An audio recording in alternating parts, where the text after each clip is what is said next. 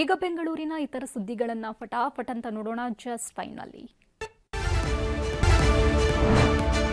ಮಹಿಳೆಯರ ಋತುಚಕ್ರ ರಜೆಗೆ ಸರ್ಕಾರಿ ಪುರುಷ ನೌಕರರು ವಿರೋಧ ವ್ಯಕ್ತಪಡಿಸಿದ್ದಾರೆ. ಸಚಿವಾಲಯದ ರಾಜ್ಯ ಶಿಷ್ಟಾಚಾರ ವಿಭಾಗದ ನೌಕರರು ಆರ್ಥಿಕ ಇಲಾಖೆ ಪ್ರಧಾನ ಕಾರ್ಯದರ್ಶಿಗೆ ಪತ್ರ ಬರೆದು ಮಹಿಳೆಯರ ಋತುಚಕ್ರ ರಜೆ ಪುನರ್ ಪರಿಶೀಲನೆಗೆ ಮನವಿ ಮಾಡಿದ್ದಾರೆ. ಸಮರ್ಪಕ ಅಧ್ಯಯನ ಮಾಡದೆ ವರ್ಷಕ್ಕೆ 12 ಋತುಚಕ್ರ ರಜೆ ಸರಿಯಲ್ಲ, ತಿಂಗಳಿಗೊಂದು ಹೆಚ್ಚುವರಿ ರಜೆ ಸಮಂಜಸ ಅಲ್ಲ ಅಂತ ಪತ್ರದಲ್ಲಿ ಆಕ್ಷೇಪಿಸಿದ್ದಾರೆ.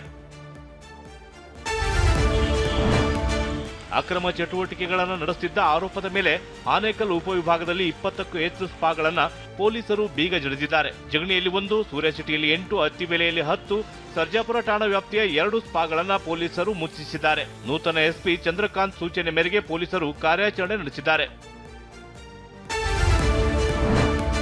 ಬೆಂಗಳೂರಿನ 15ಕ್ಕೂ ಹೆಚ್ಚು ಠಾಣೆಗಳಲ್ಲಿ ಇನ್ಸ್ಪೆಕ್ಟರ್ ಹುದ್ದೆ ಖಾಲಿಯಾಗಿವೆ. ಹಲವು ತಿಂಗಳಿನಿಂದ ಅಮಾನತು, ಕಡ್ಡಾಯ ರಜೆ, ನಿವೃತ್ತಿ, ಬಡ್ತಿಗಳಿಂದಾಗಿ ಹುದ್ದೆ ಖಾಲಿ ಬಿದ್ದಿವೆ. ಕೆಲವೆಡೆ 2 ಠಾಣೆ ಉಸ್ತುವಾರಿಯಿಂದಾಗಿ ಇನ್ಸ್ಪೆಕ್ಟರ್ಗಳು ಹೈರಾಣಾಗುತ್ತಿದ್ದಾರೆ.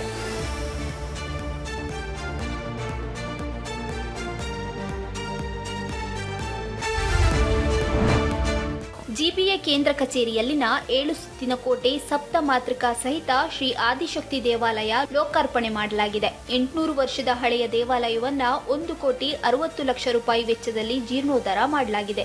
ಇಂದು ವಿಶೇಷ ದುರ್ಗಾ ದೀಪ ನಮಸ್ಕಾರವೂ ಸೇರಿದಂತೆ ಪೂಜಾ ಕೈಂಕರ್ಯಗಳು ನಡೆದವು. ಇದು ನಗರದ ಅತ್ಯಂತ ಪುರಾತನ ದೇವಸ್ಥಾನಗಳಲ್ಲಿ ಒಂದು ಎಂಬ ಪ್ರಸಿದ್ಧಿ ಪಡೆದಿದೆ.